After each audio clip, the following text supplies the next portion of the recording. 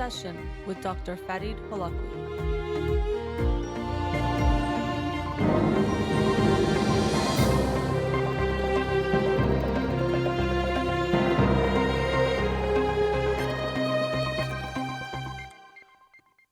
Good evening and welcome to In Session with Dr. Farid Holakouee. I'm your host, Dr. Farid Holakouee, and I'll be with you for the next hour here on Radio Hamra. Studio number to call in, 310-441-0555. I'm a licensed clinical psychologist, so you can call in with any questions related to clinical psychology, including any emotional or psychological issues, parenting issues, and relationship issues as well. You can also follow me on Twitter or Instagram or like my page on Facebook to get updates on the show or suggest topics or books for the program. And the shows are uploaded at the end of each week to my SoundCloud page and free podcast on iTunes. Again, the studio number 310-441-0555. Before I get started, I first wanted to say a big thank you to the Persian Cultural Center of Atlanta, or Kanun, who hosted me this past weekend, and I was able to do 3 seminars there, 1 on Friday and 2 on Sunday, and really had a great experience there and hope to go back sometime soon. But they were very gracious in how they took care of me while I was there, and I really do appreciate that, and opening up their center for me to have my seminars. And also to the people that I met there, thank you so much for coming out to see me, and some people even drove from far distances, and I was very honored and touched to have them there and to get to meet them and to share my seminars with them. So again, big thank you to all the people of Atlanta and the surrounding area that were there, and especially to the Persian Cultural Center of Atlanta for hosting me for the seminars this past weekend. Hope to come back sometime soon. And then I have some kind of housekeeping type of things to deal with, because last Wednesday I didn't end up having a show because of some routine electronic maintenance we had to do here at the radio station, but I didn't know till the day before. So I didn't get to talk about the book of the week from the previous week. And then things got moved around, and luckily I was able to reach out to the author of the book from the past week, which was Why You Eat What You Eat by Rachel Hertz. And she agreed to come on the show via telephone Wednesday. So I'll get to be on the air with her for this coming Wednesday's show to discuss her book, Why You Eat What You Eat, the science behind our relationship with food. So tune in Wednesday at 12 noon Los Angeles time here on Radio Hamra to hear that show. And so because I'll be talking with her about that book Wednesday, tonight I'll be talking about the book of the week for this past week, which I didn't even announce on the air, but did share on my social media. I'll talk about Psych 101 by Paul Kleinman. Psych 101, a crash course in the science of the mind. And so this book is kind of like as the book title itself says, an introductory of and a summary of a bunch of different basic psychological principles and key figures in psychology. And I did think it was kind of funny, and I shared this with some friends, that I had this book on my desk, as I always do, because when I have breaks or in between clients, I'll try to get some reading done to make sure I can get the books done each week. And so I had this book on my desk, and it says Psych 101. And so I wondered if my clients walked in wondering if I knew anything about psychology, because I was reading this basic book. But truthfully, it's always good to go back and learn the basics or refresh yourself in the basics. And there's a lot in this book that I hadn't learned. So that was also interesting for me. So this is a great book, actually, for someone who wants to just get an introduction of a lot of different topics and key figures in the field of psychology and some of the history of the field of psychology. And then you can, if you want, dive deeper into what are the topics or the figures you come across.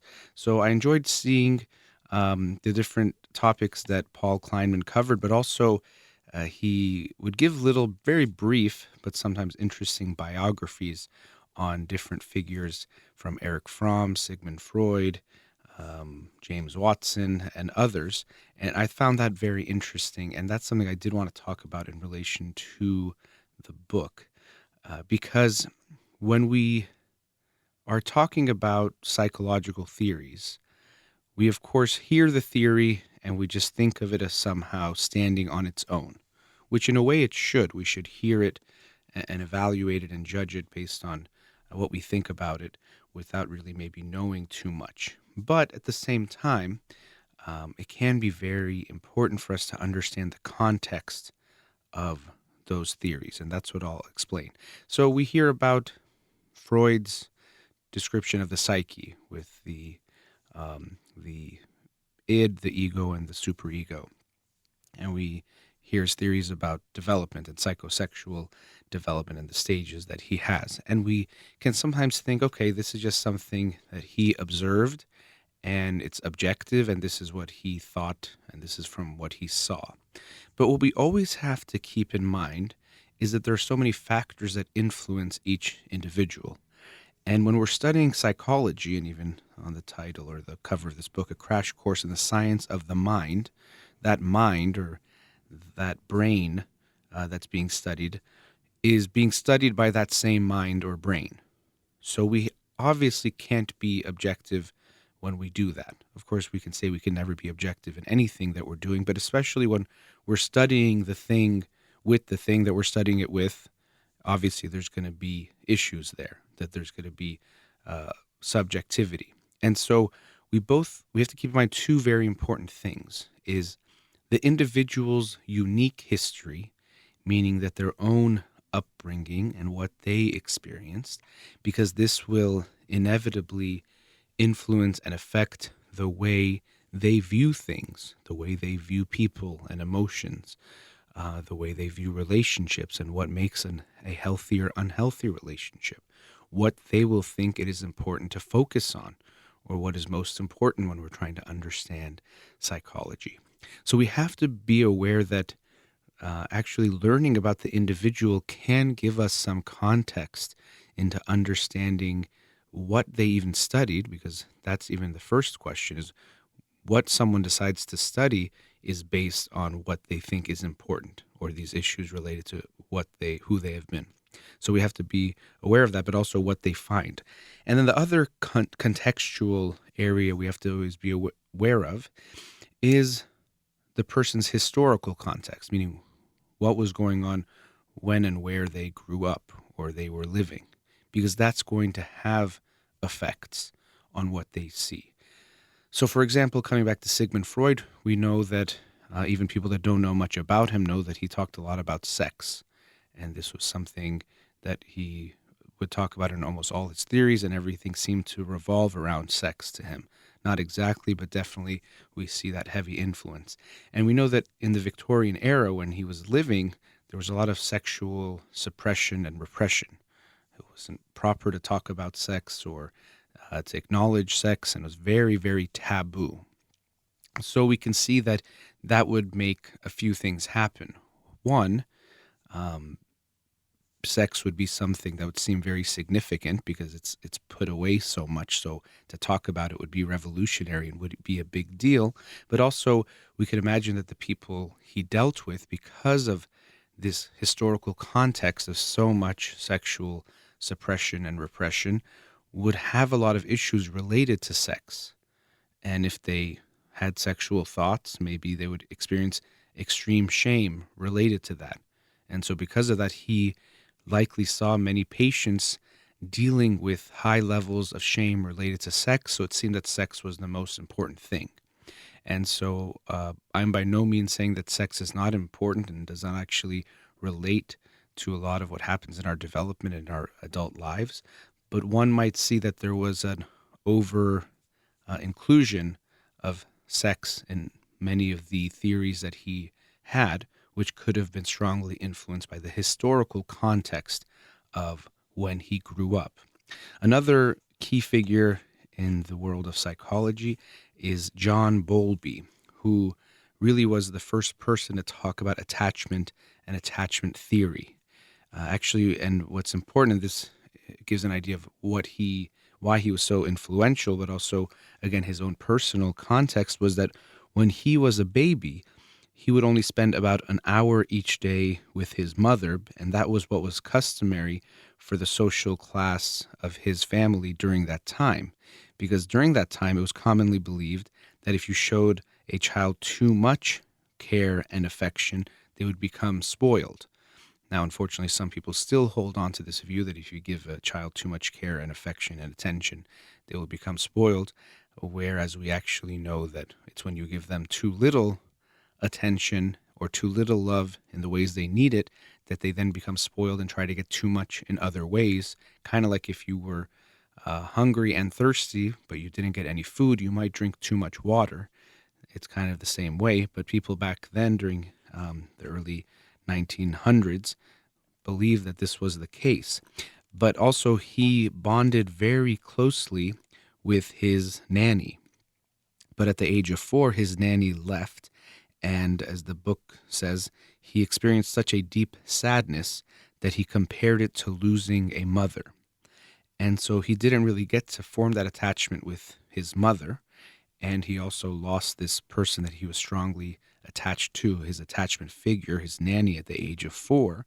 So we can be pretty sure, or we can make a hypothesis that that personal context, his own personal history, had a big effect on what he ended up studying, what he found to be important, and the huge impact he had in realizing that attachment is something important and something that we need to focus on and make sure that a strong attachment is created between the child and caregivers, and especially the child and usually the primary caregiver, which historically has been the mother. So it's interesting to have this historical context when we look at these theories. And even I myself try to keep this in mind, because I try to look at the world and see what I can observe and make observations about relationships and emotions and our psyche and various things. But I know that I'm going to be influenced by my own psyche, what I've experienced, who I am, what the pains that I've experienced, the strengths that I even maybe have. It's very likely that we'll be influenced in thinking that the things we are good at are more important than things that we're not good at. So that could even influence what I might say or what I might think. My own thoughts and feelings about masculinity and femininity, which I talk about a lot, but of course, how I feel about myself is going to influence that. So I do try to make my observations, but then if I can, try to even step back and take a look at what I am saying and thinking from almost like a third eye or, third party view to see where might my own personal issues come into play. And of course, I can never do that all by myself and can consider that I'm going to be objective, but I can do my best, but also in my own therapy and in exploring things with other people, sharing ideas with others and hearing what they have to say, that can help me try to become closer to objective, even if I can't ever fully achieve that objectivity. So I try to keep that in mind myself. And the historical context that we are currently in is going to influence what I think, as it will everyone else who makes commentary both socially and in psychology. We're going to be affected by what's going on around us. And sometimes it's not so clear what's going on around us, because what is just is, and we accept things a lot of times as being that way. So in the Victorian era, they didn't feel that they were repressing their sexuality. They thought this was the appropriate way to act and behave and to deal with sex, was to make it taboo and not talk about it. It wasn't that they said we're going to suppress and repress our sexuality in an unhealthy way. They thought it was actually quite healthy. Or when women are not given rights, or were not given rights back then, the intellectuals would come up with quote unquote scientific types of reasons for why that was the case or should be the case, or why females were weaker in various ways. And it wasn't that they actually were weaker, but it was a way of explaining what they were observing, which was itself created by people. So it is something interesting to think about when we look at the field of psychology. And throughout the book, you do see some of the ugly side of psychology, because a lot of the studies he cites would be considered quite unethical by today's standards. Things like the Milgram study on obedience, where the participants thought they were shocking someone to the point of extreme pain, even to the point where maybe they'd killed the person because the person no longer responded, but it was not an actual person, it was an actor, or as they call them in psychological experiments, someone who's in on the experiment is called a confederate. So there's a lot of unethical studies that have been done. So you see some of the ugly side of psychology, but also seeing reading a book like this, you get to see the ways that different theorists came up with what they came up with, the times that they came up with it, and seeing it in the historical and personal context, I think really gives you a lot more information and can make you understand it in a much deeper level, and also allow you to understand and digest the theories in a way that makes more sense when you realize what might have been influencing that person. And again, we have to think about that when we hear someone talking today. And I have to think about that when I'm talking today, of how the world I'm living in and the current environment I'm living in and my own personal history are going to influence and affect the way I see things, the theories I come up with, ideas I come up with, what I think is important and not important, and what I choose to focus on. So I think that was interesting, but there was a lot of information in the book. And so if you want it's a fairly quick read because the pages are short and the summaries make it so that you're going from section to section really quickly. And that makes it a little bit faster to read. Check out the book Psych 101, A Crash Course in the Science of the Mind by Paul Kleinman. And then again on Wednesday, I'll be talking about the book of the week from about, in a way, 2 weeks ago, Why You Eat What You Eat by Dr. Rachel Hertz. And she'll be joining me on the show Wednesday at 12 noon. And then the book of the week for this week that I'll talk about next week, I know that's a lot of books, it is Together Closer by Giovanni Frazzetto. Together Closer, The Art and Science of Intimacy in Friendship, Love, and Family. I'll post that picture on social media soon. And something I'll do, which was a recommendation by a few friends and listeners, was to post the books of the week a few weeks in advance to give people a chance to possibly get them and read them also. So I'll be starting that pretty soon. So look for that on my social media on Instagram, Facebook, and Twitter. All right, we've reached our first commercial break. Studio number 310-441-0555. You're listening to In Session with Dr. Farid Holakouee. We'll be right back.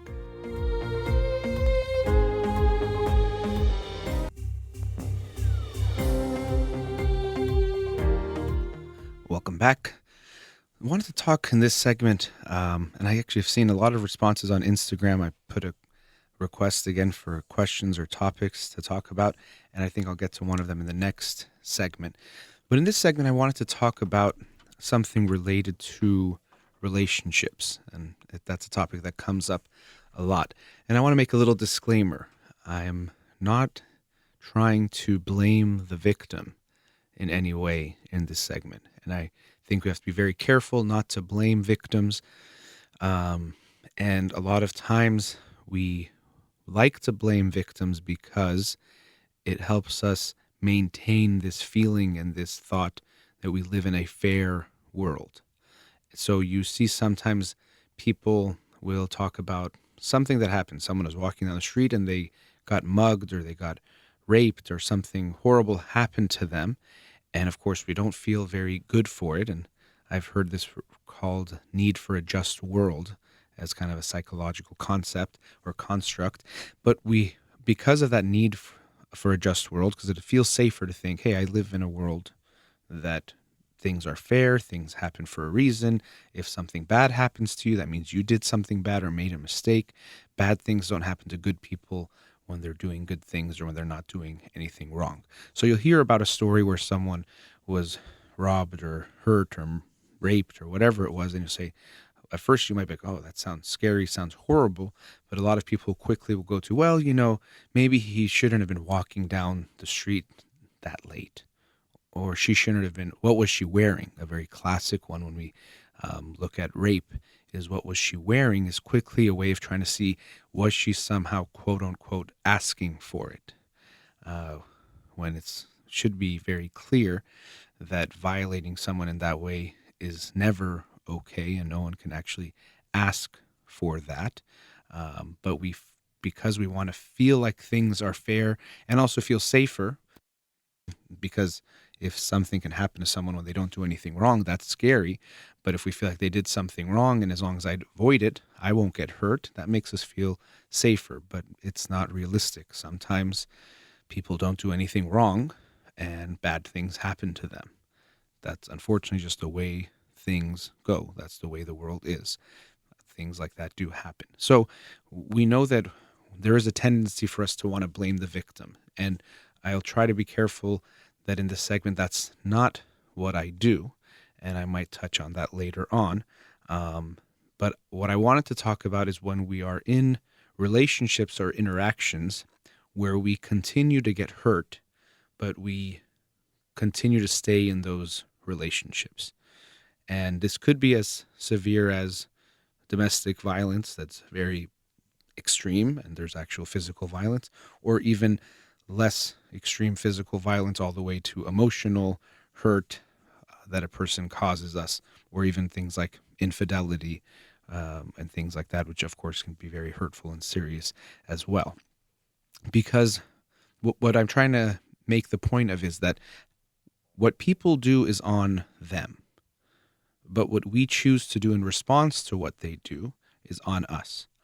And what we choose to do in allowing us to be hurt again, that is on us too. We make that decision. And so here I will add that when we look at relationships of domestic violence, it can seem very easy to say, just leave. And that's what most people think. And because of that, going back to blaming the victim, many people will say, well, if she stayed, and I say she because the overwhelming majority of women tend to be victims, or the victims tend to be women, although men are as well, and that's underreported, but nonetheless, still it seems that the overwhelming majority are women. If she stays in that domestically violent relationship, then she wants it at some level, or she likes it even. She might even enjoy it, is what we're saying, whereas the person really is suffering. But leaving the relationship is not so simple as just saying, well, if you don't like it, leave. It's just like, think about addiction. Well, if it's ruining your life to drink, stop drinking. It's not that simple. It could seem that simple from the outside. When someone is experiencing it, it is very different. And this is really true, and I'll just make this quick comment. This is true in general. Almost anyone's problems, if we just look at it from that surface level and from the outside, seem simple. Oh, you're not studying enough? Just sit down and study more. Oh, you're not being emotionally open with your partner? Yeah, be more emotionally open. Tell them things. You're an alcoholic? Stop drinking. You're overweight? Eat less, exercise more. You're not working hard? You wake up early and start working harder. They can seem very simple, but we know that life is a lot more difficult than that. And each one of us have challenges, and what might be hard for someone else will be easy for us, and what might be easy for them might be difficult for us, and might be the challenge that we face in our life. We might have a phobia that to someone else, they think, oh my God, that's so stupid, but they might have something that they're afraid of, and to us, we don't care about. So we have to keep that in mind too, that it's very easy to look down on others and whatever problems or issues they're dealing with. But in a way, this is a defense to get away from ourselves and to feel better about ourselves, because each one of us is imperfect and has our own issues. So domestic violence, those types of relationships are very difficult to get out of. It's not so simple to just say leave. Sometimes there's threats of even things like death, and also survival is not always easy for the victim. So let me make that comment and come back to what I was saying about this idea that we are responsible for how we respond and how we interact with someone. And I'm thinking of this even more when it comes to smaller emotional abuses or even just transgressions. Because you'll see people who get treated poorly by someone, and they keep going back to that person or keep giving them a chance to repeat that. And it's interesting because I was talking about Freud a few times in the first segment, and he talked about a repetition compulsion.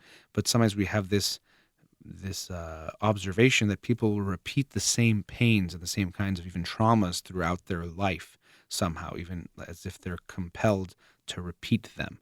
And that's what we'll see. And maybe you've had a friend who you've seen do this, or you yourself have done this, that it might be even the same person or the same types of hurts that you allow to happen. I mentioned infidelity, so someone keeps dating people that cheat on them. And maybe they cheat on them and no real changes are made. The person just begs for forgiveness and says, I won't do it again, but the relationship is not worked on, the affair is not addressed, what might have led to the affair is not addressed and worked through, and the person just blindly accepts that it won't happen again because the person just tells them that it won't, and then it happens again, and they feel bad, and they might feel even ashamed. I can't believe I let myself get hurt again in this way, and then they might repeat it again and again and again. And so this is where what I said at the beginning is what I wanted to repeat. What someone does, their actions is on them. How we respond to it and what we choose to do, that's on us. And so we have to take that responsibility and hear ourselves. Because, again, I'm not trying to blame the victim, but we have to be aware of sometimes when we try to make ourselves the victim. And there could be lots of reasons for this. For one, maybe we're comfortable being the victim in the way that we're becoming a victim again. So we've been hurt in some way or seen something in our history that feels familiar, feels comfortable, and feels like home to us. So we keep creating it and seeking it out. And so the comfort zone, and this came up in almost every seminar I did over the weekend, the comfort zone, it sounds nice, comfort, but it's really this dangerous place because it leaves us unsatisfied, unfulfilled, and unhappy. And it also means we're not going to grow because you don't grow when you stay comfortable. And it also means you're very likely to repeat the past pains because those are going to feel comfortable. You're going to be used to them. You're going to be accustomed to experiencing those things.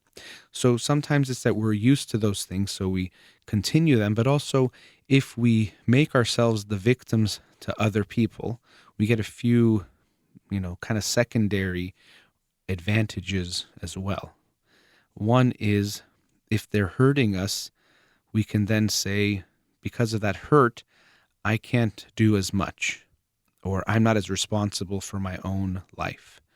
If it wasn't for them, maybe I would be doing better, I would be stronger, I would go further, but look, they're hurting me and they keep hurting me. So of course, how can I go far if they hurt me? How can I be successful in this area of my life if they're hurting me in this way? How can I be happy if this person keeps doing these things to me? And so again, this is another type of comfort. Even though they might be miserable and unhappy, they might choose it because it's safer than risking being free of that and having to be on their own. It's a lot easier to say, I have no choice but to do nothing than to say, and that's why I'm not successful, than to actually try to be successful and risk actual failure or risk not making it or risk the anxiety of dealing with that whole situation. So sometimes you'll see people that they walk into a door and something bad happens to them, but then they keep walking into that same door. So if someone comes up to you and says, I walked into this door and then I stepped on the ground and I got a shock on my leg. And you'd be like, oh my God, that sounds horrible. But then if they told you every day they kept opening that door and putting their foot in, after a while you would say, I don't know why you keep doing that to yourself. And it's hard for me to be mad at that room or whoever's creating that situation more than I'm upset with you for keeping yourself there or keep going back to that place. And that's what we have to think of. What are those doors that we keep walking in? And not just relationally, but I was focusing here in relationships. What are those doors you keep walking in that you virtually know are going to give you a bad result, but you keep on going over and over again, doing the same thing? We can't do the same thing and expect different results. But as I was saying, sometimes maybe in an unconscious way, we are seeking that same result. And now another reason why we sometimes like getting hurt by people is that there can be this feeling that they owe us. And sometimes you'll see people that in a way, enjoy maybe is not the best word, but in a way they enjoy being a victim, or we can say they repeatedly create situations where they become a victim. And you'll see that they like it in the sense that they feel that if you did something that hurt me, you owe me. So in that way, maybe you can't leave me. You'll always still owe me for what you did. You will be in debt to me or indebted to me. And so because of that, you can't leave me. So it could be a way of almost holding on to someone and saying that as long as I keep things where you've hurt me and it's in my favor, the balance is in my favor, you'll have to stick around. So it could give people this false sense of commitment or false sense of attachment or security to the person that they love or the person they want to be close to, even though that's not the case. Even though if someone is treating you really poorly, there's a good chance they might not want to be with you anymore. They might leave that relationship. And then what's interesting is you'll see the person on the other side say, can you believe it? After all he or she did to me, they left me. In a way, saying almost like everything I gave them by letting them hurt me, they still left. Not realizing that it was up to you to not let them hurt you that many times. You weren't winning anything by letting someone hurt you again and again and again in the same ways. That was up to you. Their actions was on them, or is on them.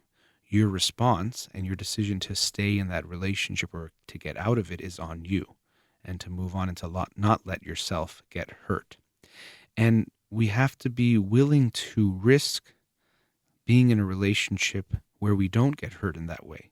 And for those people who prefer this dynamic, and it could seem strange to think someone would prefer getting hurt, but I covered some of the reasons why that might be the case, but someone has to actually risk being in a relationship where they don't get treated poorly.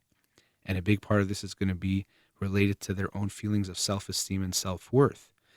Maybe they feel that it's easier to be in a relationship where they're getting hurt because deep down they don't believe that anyone would want to stay with them and would want to treat them well, that no one would treat them in a loving way and would not hurt them, that anyone would hurt them that would stay with them. So there isn't even that belief that they can get it and that they deserve to be treated well.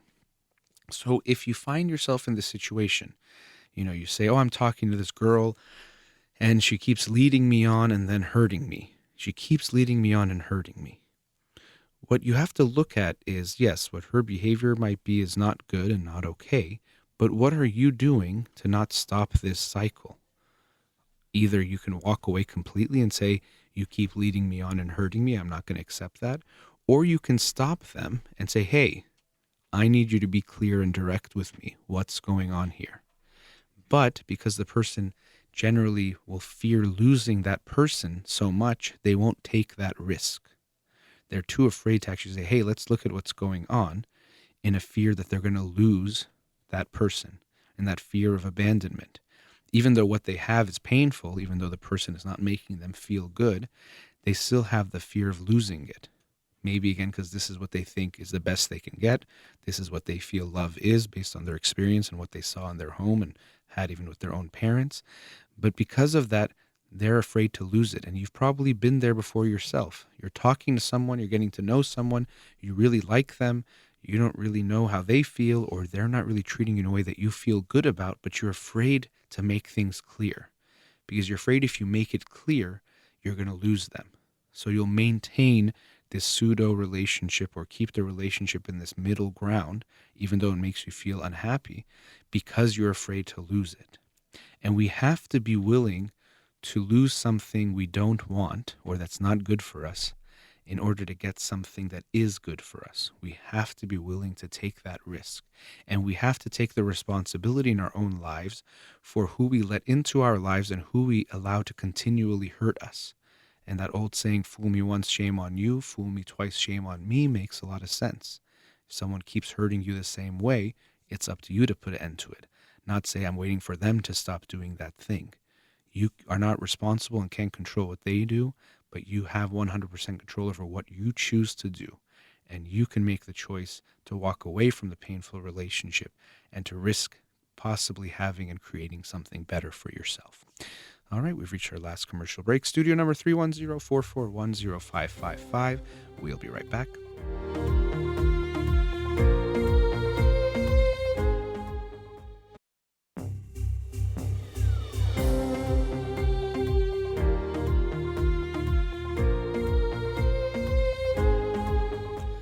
Welcome back.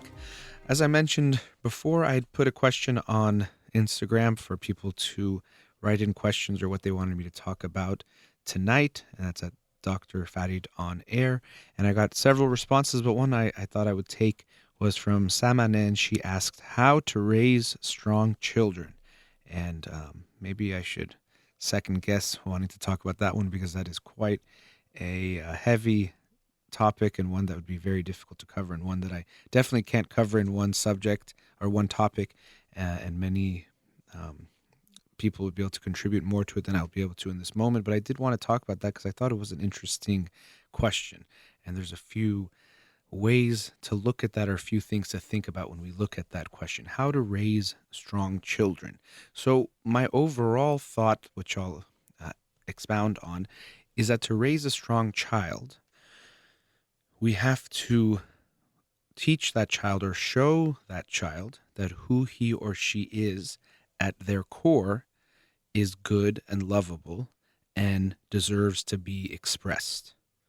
Because the strongest any of us will be is when we love ourselves, when we feel good about ourselves, and when we then express ourselves at our fullest potential in all the aspects of who we are. That's when we are at our strongest. So as a parent, we want to give our children that message, that they are okay, that they are lovable, that whoever they are, whatever they are, is beautiful, and that needs to be expressed, and that's when they will be their strongest. Now, one thing that comes to mind when I hear that word strong, because we really do have to define that word in a way to know about what we're talking about or what we're trying to bring about. But one thing I can hear in that word, and I'm not saying this is what the person who asked the question meant, but what some people might hear or think of when they hear strong is a certain type of person, like a leader, or not just maybe a leader is not the right word, or someone who's very outspoken. And we think of that strong, and who will speak their mind and who will be social and will talk to a lot of people. That's strong. And this is where this idea of extroverts versus introverts had come into play. And this idea that to many people, I think an extrovert appears stronger than an introvert. If we see two people and one of them is speaking more loudly and talking to more people, for a lot of people and a lot of parents, they might think that's the stronger kid. And that's what I should be trying to raise. But I think a great book that I'm very happy I read last year, I believe it was, is Quiet by Susan Cain, The Power of Introverts. And in that book, she talks about how introverts can be very powerful and strong, and how they contribute to society in incredible ways and wonderful ways. And they might not be what we think of as that stereotypical strong person who is outspoken. And every child now is encouraged to be that way. And she talks about how there's this very strong bias of being extrovert versus introverted, and that every child should be outspoken and want to give talks and interact with people and make lots of friends. And if they don't, somehow something is wrong with their kid, or we'll even label them as shy and have this negative way of looking at them that, oh, I'm sorry, my kid is not talking with all the kids. He or she is shy, that there's something to be ashamed of about who they are, something bad, and they need to be something different. So I think this is something that can be very dangerous for a parent to think of in this way, because some people are going to be more naturally introverted, and that can be very good. And we need that. There are going to be people who might reflect more and be able to be more creative in ways because they like to think and sit and be more with themselves and reflect, and that can be wonderful. And definitely there's nothing wrong with being extroverted either, but we want to make it very clear to our kids and really have this mindset that there isn't a better way of being when it comes to extroverted or introverted, that we want to let them be who they are. So that's something important, that when I hear that idea of strong children, I could think of that idea that strong means a certain type of child. And so to me, when we talk about raising strong children, it's not about raising certain types of children so that they have to have certain characteristics in their personality, but as I mentioned earlier, to allow them to become the best version of themselves and to love themselves for who they are and express that as strongly as they can, to express all their potentiality at its strongest level, rather than being a quote-unquote strong person with certain characteristics. Now, we can talk about strong maybe in another way of emotionally being okay to a degree and emotionally feeling strong. And that's something that I think every child can have. It's not about extrovert or introvert when we talk about strong in this way. It's about having a good handle on your emotions. And we can't control completely our emotions. I don't agree with this notion that you can just control your emotions and always be happy. And I don't even agree with always being happy as being a goal, that we should just always be happy all of the time, 100% of the time. But I don't think we can just control our emotions.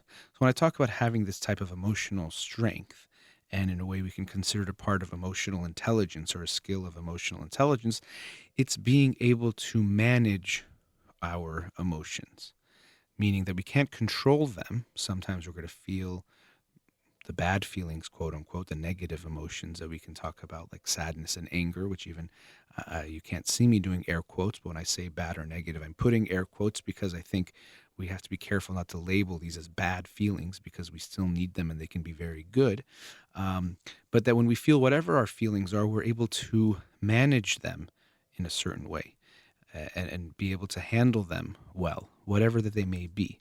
And when I say that, it doesn't mean you're not going to sometimes break down. You're not going to sometimes act out or make bad decisions. Everyone is still going to do that. So we're not talking about something all or nothing or black or white where you have to either be perfectly managing your feelings or you're have bad or are not strong in this way. But we want to be able to have some type of hold and be able to manage those feelings.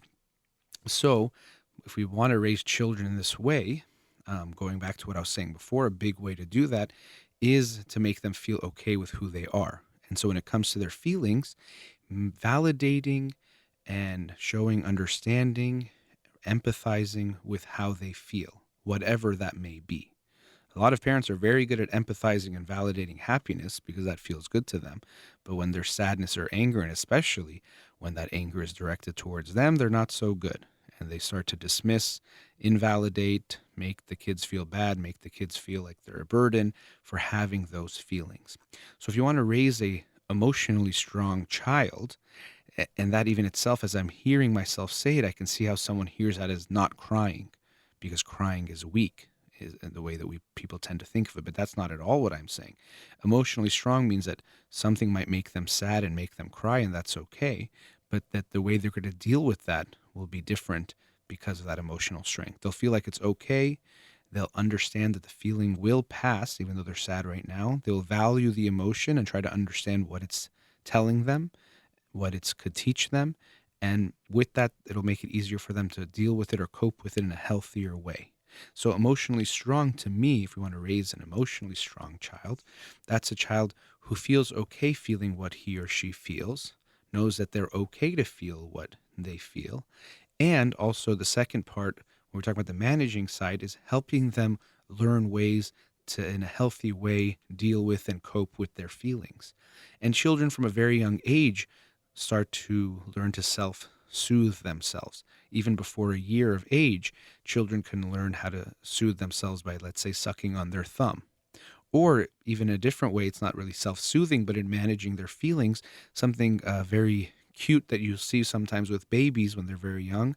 You'll look at them and have really nice eye contact, and they might smile, especially let's say if it's with their mother or their father, and they'll love it. They'll be so excited and they're smiling at their parent, and then you'll see them look away.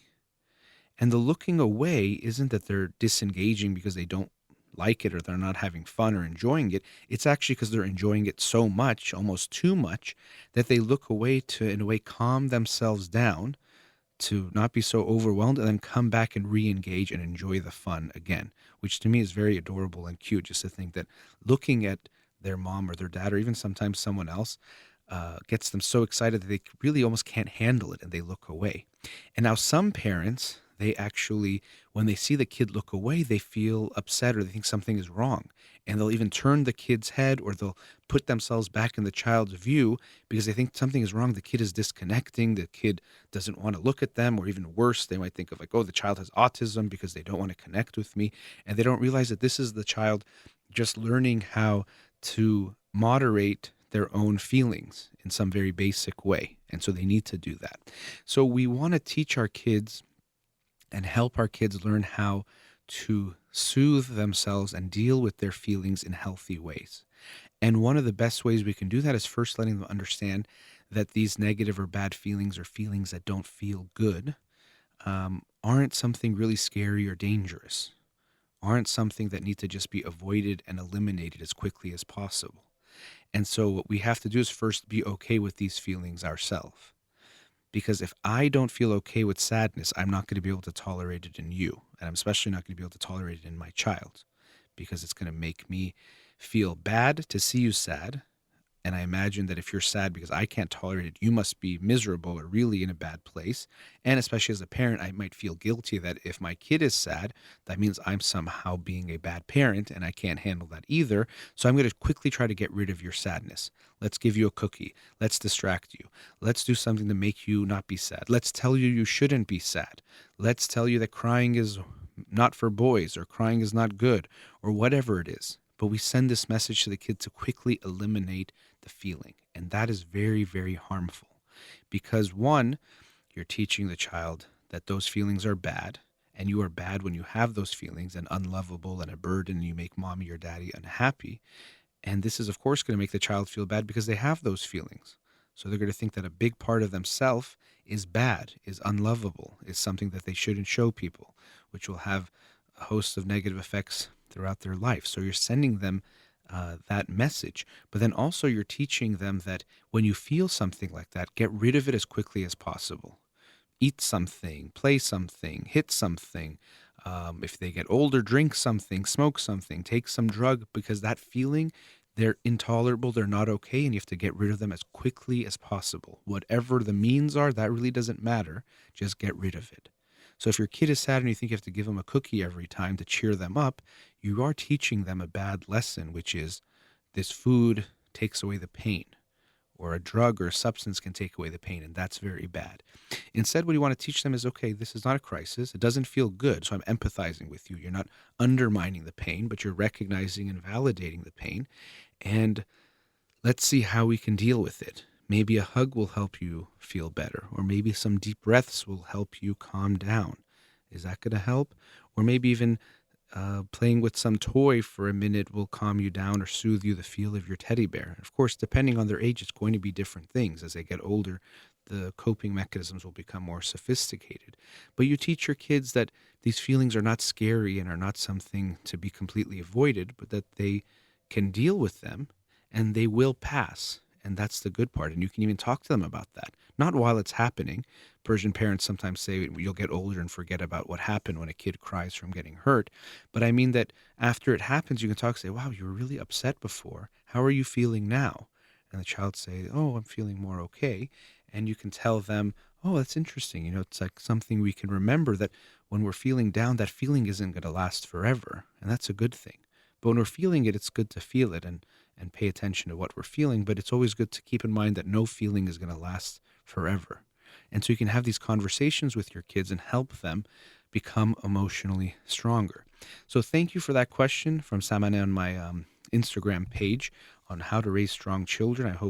I know I just scratched the surface, but shared some thoughts on that. So always please message me on Facebook, Instagram, or Twitter with questions you have or topics you want to have. Of course, you can always call in the studio, 310-441-0555, and I'll be here to answer your questions and very happy to do so. But that is the end of tonight's show. Thank you to Amir here in the studio and everyone listening out there and everyone who shared their thoughts on Instagram with me. Look forward to being with you on Wednesday. You've been listening to In Session with Dr. Farid Holakouee. Have a wonderful night.